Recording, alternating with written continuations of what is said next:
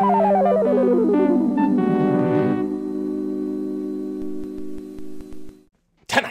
on The Good, the Bad, and the Unknown, Vincent Price plays a deadly organ, makes a girl bomb, and smokes opium.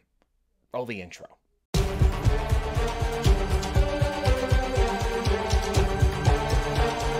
Hello, boys and girls, the old friend RJ City, and I am back with another episode of The Good, the Bad, and the Unknown, where I take one entertainer and find one work of theirs that I like, one that I don't, and one that not many people know about. And today, we are talking about the ultimate king of camp horror, Vincent Price. He was born Vincent Leonard Price Jr. in St. Louis, Missouri in 1911. He was in over 100 films, including classics like The Fly and The Ten Commandments, and actually has 2 stars on the Hollywood Walk of Fame, one for TV and one for film. He was also a noted gourmet chef. He put out a lot of cookbooks and was a fine art collector. Yet, he was never above making some really weird-ass movies, so there was a lot on this list.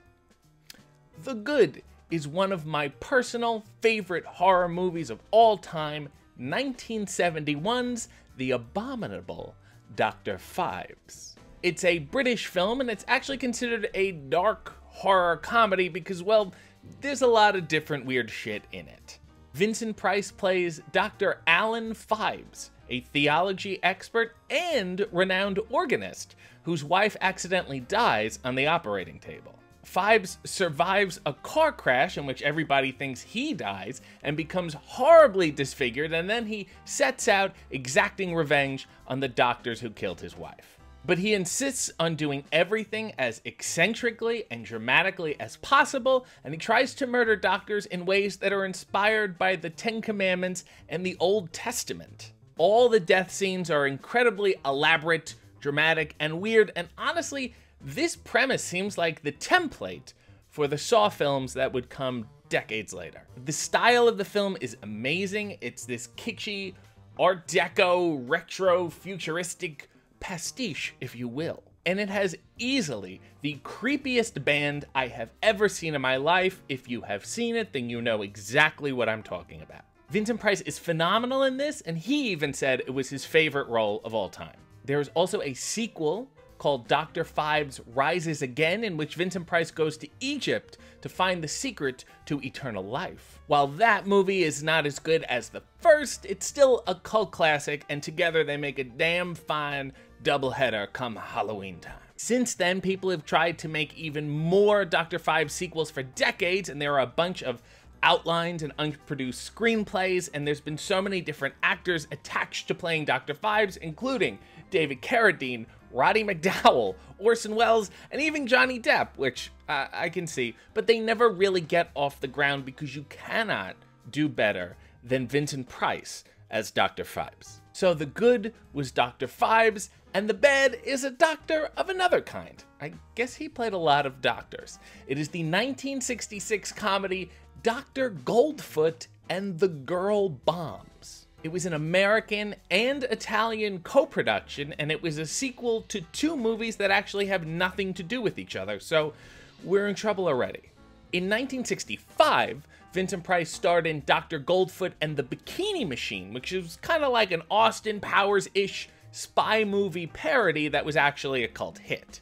But in 1965 in Italy, there was also a spy movie parody called Two Mafiosi Against Gold Ginger, starring the comedy duo of Franco Franchi and Ciccio Ingrassia. American producers wanted a Vincent Price sequel, Italian producers wanted a Franco and Ciccio sequel, so they decided to put them all together in one big movie, which was a disaster. Vincent Price plays a mad scientist who is working with the Chinese government to use bombs disguised as women to blow up generals from NATO.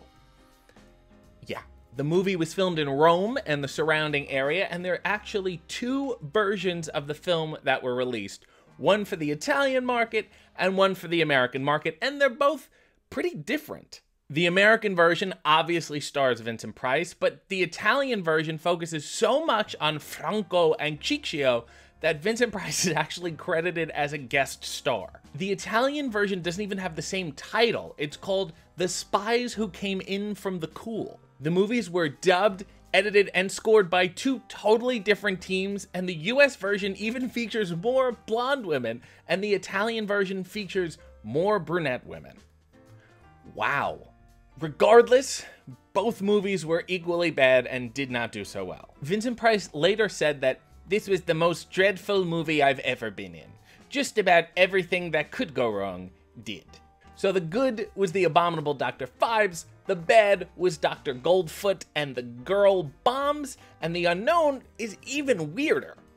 It's 1962's Confessions of an Opium Eater. It is loosely based on the 1822 Thomas de Quincey autobiography, Confessions of an English Opium Eater. Vincent Price plays Thomas's descendant, Gilbert de Quincey, a 19th century adventurer who comes to San Francisco, presumably looking for adventure, and attempts to take down a Chinese slave girl ring.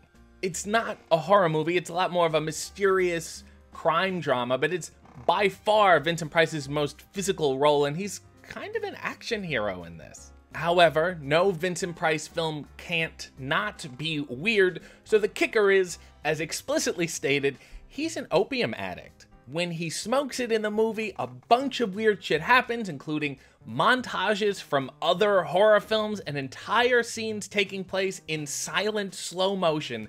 This movie is nuts in the best way possible. And the reason this movie is unknown is because after its initial theatrical release, the movie only circulated in bootleg copies until it was finally released on DVD in 2012.